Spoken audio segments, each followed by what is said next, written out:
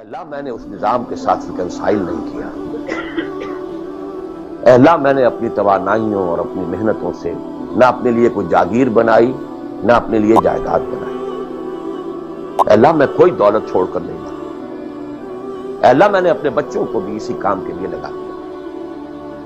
میں نے ان کی دنیا سے بڑھ کر ان کی عاقبت کی فکر کی۔ نہیں کر سکا، آگے کچھ نہیں ہو سکا تو میں بے وقت ہوں۔ میں ایک ایسے ماحول میں رہ رہا ہوں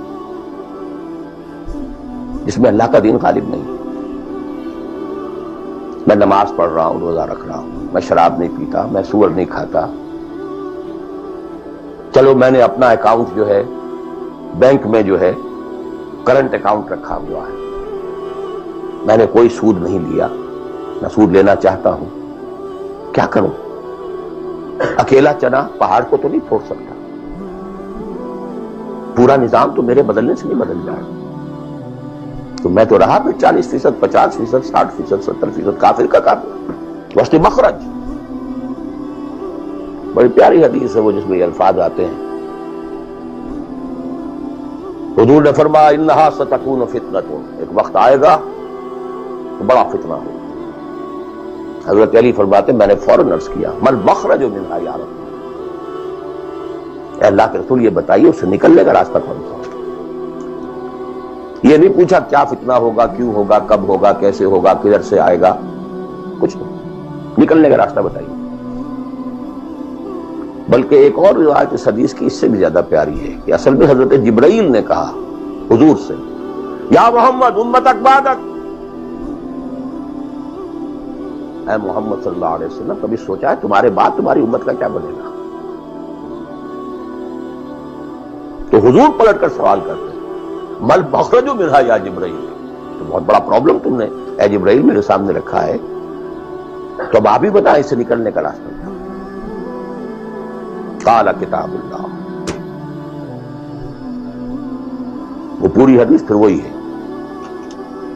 کتاب اللہ فیہ خبر ما قبلکم ونبأ ما بعدکم وحکم ما بینکم وہو الذکر الحکیم وہو الصراط المستقیم وہو حبل اللہ المتین۔ اس کا مخرج کیا یہ ہے اصل میں میرے اور اگر تو یہ بات سمجھ میں آ گئی، اس کے لیے تصور سمجھ لیجئے ہمارے دین میں کفارے کا ایک تصور ہے۔ آپ نے روزہ توڑ دیا وہ تو ٹوٹ گیا، کیا کروں، جڑ تو نہیں سکتا۔ کب اشکوں سے جڑ سکتا ہے؟ جو ٹوٹ گیا سو ٹوٹ گیا۔ موتی ہو کہ شیشہ جام کے بل، جو ٹوٹ گیا سو ٹوٹ گیا۔ تم ناحق ٹکڑے چن چن کر دامن میں چھپائے بیٹھے ہو، شیشوں کا مسیحا کوئی نہیں، کیا آس لگائے بیٹھے، وہ تو ٹوٹ گیا، لیکن اس کا کفارہ دے دیا۔ کفارہ ہے، قسم کھائی تھی یہ نہیں ہے کہ اب توڑ نہیں سکتے، غلط کھا بیٹھے توڑو، کفارہ۔ آج میں اس لفظ کفارہ کے حوالے سے آپ کے سامنے بات کر رہا ہوں۔ اب مجھے اللہ نے پیدا کر دیا اس دور میں، کسی کو ہندوستان میں پیدا کیا، کسی کو انگلستان میں کیا ہے، کسی کو امریکہ میں کیا ہے، کسی کو پاکستان میں کیا ہے، کچھ کو پاکستان پہنچا دیا ہے چاہے زبردستی چاہے اپنی مرضی سے، کسی کو یہاں پہنچا دیا ہے چاہے کسی بھی نیت اور کسی بھی ارادے سے، لیکن اب ہے کہیں ہے، کیا کریں؟ کوئی کفارہ ہونا چاہیے، کوئی مخرج ہونا، بس یہی کفارہ ہے۔ پھر نوٹ کر لیجئے اس ماحول سے سوائے سبسسٹنس لیول کے اور کچھ حاصل مت کرو،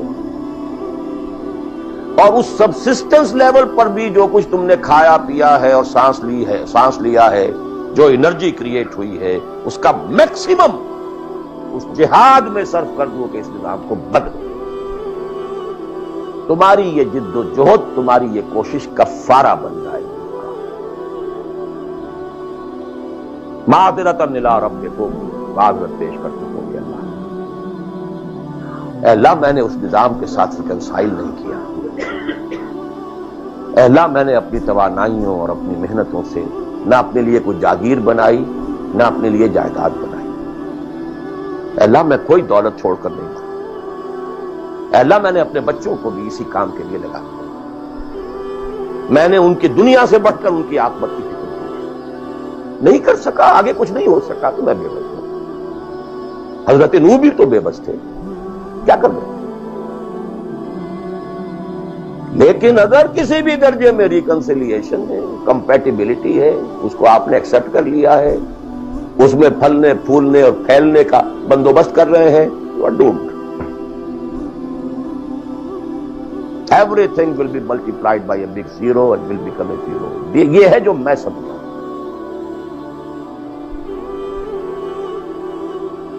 اس کا نام ہے جہاد.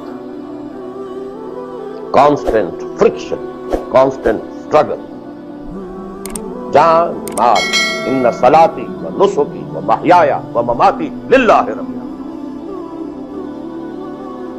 میری زندگی کا مقصد تیرے دین کی سرفرازی. میں اسی لیے مسلمان، میں اسی لیے نماز